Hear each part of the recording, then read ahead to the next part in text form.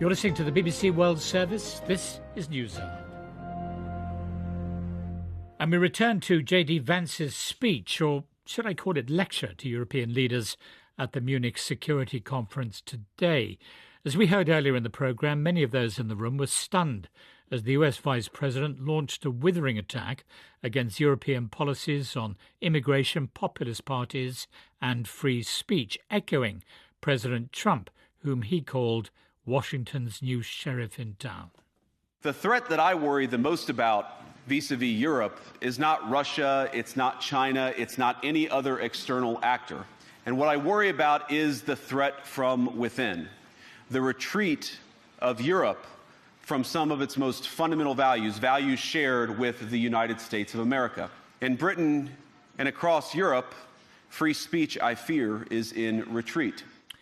Well, we brought together Michael Schellenberger, the CBR Chair of Politics, Censorship and Free Speech at the University of Austin and the founder of Public News, and Natalie Tocci, an Italian political scientist and director of the Italian Institute of International Affairs. Michael, first of all, what did he think was the intention behind Mr. Vance's brazen speech? Well, I think it shocked a lot of us, too. I mean, we didn't expect this. They've moved very assertively to defend our free speech rights, including on social media platforms. But I think it's also long overdue. I mean, I don't know if Europeans understand just how deep American concern for freedom of speech runs. And when we see European judges say that they have the right to censor our speech as well in Europe, not just in Europe, but around the world, censor our social media platforms, fine them up to 6%, we start to question our alliance. And we're very tired. America's been playing police officer to the world. We've got some really hurt veterans. We've had terrible wars in Iraq and Afghanistan. I think this is a different era we're entering into. And so our patience is easily tested, and it's certainly tested when we see Europe turn against what we see as fundamental Enlightenment values like freedom of speech. Natalie Tocci, has there been an erosion of free speech in Europe? Well, I don't think there has been, frankly speaking. I mean, certainly it hasn't been my personal experience. I mean, what there has been an increasing amount of is increasing misinformation, disinformation. But what we heard from the US Vice President today is that the war on disinformation amounts to the war on democracy. Now, this, frankly speaking, sounds like the Russian playbook in the way in which we have heard for a long time. Yeah, I mean, Russia has always had this incredible sort of slightly perverse ability of completely turning things on its head. And all of a sudden, arguments about democracy or about security were being used precisely for the opposite purpose.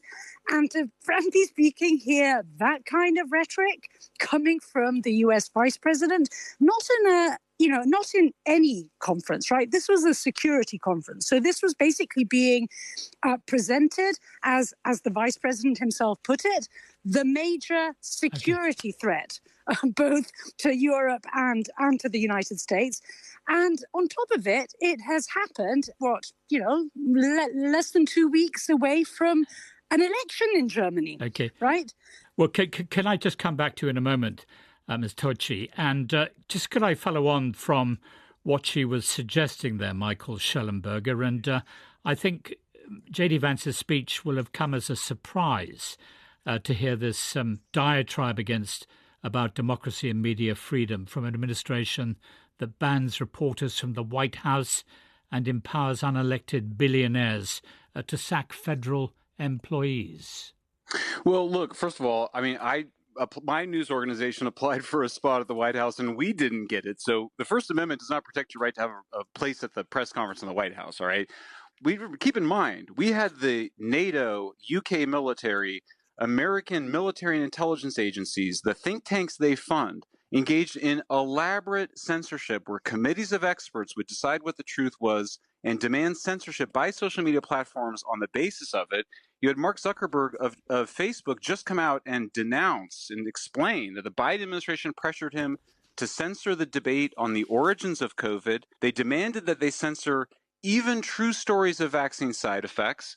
Look, the only solution to misinformation is accurate information. You cannot get to the truth if you censor people's debates. I think BBC sometimes spreads misinformation. It would never occur to me to demand censorship by people on BBC, much less to have elaborate, literally think tanks, university departments working with military and intelligence agencies to secretly demand censorship by social media platforms, all of which has been widely reported, by the way, in the British press and the American press. So, I mean, I don't think it compares at all. That is you can't have democracy without freedom of speech. Natalie Tocci, J.D. Vance, speaking in Germany, just a couple of weeks away from an election at which the far-right AfD is expected to do quite well. And we've just been told that J.D. Vance has actually gone to meet the leader of the AfD. And I suppose there are those who would say that this is a very deliberate interference in another country's internal affairs. Well, precisely. I mean, had this been, as I said, in a different, at a different context in a different country, then, part of what J.D. Vance was saying could have even be read, indeed, in that, sort of purely free speech, advocate for free speech sort of way. But the point is that it's not, right? I mean, the point is that, as I was saying, this is happening days before an election. And indeed, the very fact that J.D. Vance met with Alice Weidel suggests that indeed the way to interpret his remarks at the Munich Security Conference have very little to do with free speech and have a lot to do with election interference and the support for far-right parties in Europe, because at the end of the day, if those far-right parties in Europe are elected and enter power, essentially this ends up being not only the end of liberal democracy in Europe, but also the end of European integration, which is a kind of uncomfortable thing to deal with for the US.